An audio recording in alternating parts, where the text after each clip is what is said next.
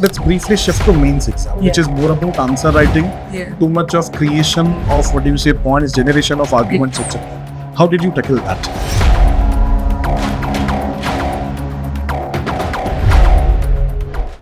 So firstly, I wrote a lot of answers, close to 1,000, and I'm not exaggerating at all. So if somebody thinks I am, no, I've been writing answers for 4 years, and my GS and Socio included, I have written 3 answers every day, almost, apart from the prelims 2 months. And secondly, the speed is what matters a lot. One needs to complete the papers. That was a must, at least for me.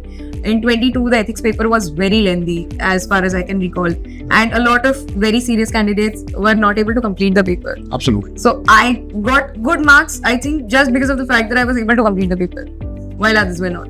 Yes. So that could be one very important aspect. And thirdly, the inclusion of data points and keywords is a must in almost every paper, as we know.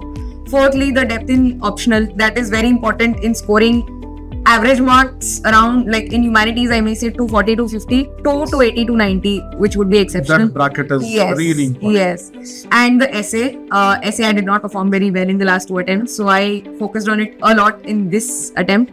And that creation of a unique flow that almost everybody focuses upon, but it's very difficult to cultivate. Yes. So that cultivation was what I focused upon. It is easier said than done. Yes, actually. exactly. Right. Okay. So what I understand is that mains is all about practice. Yes. Like prelims is all about temperament, mains is all about practice.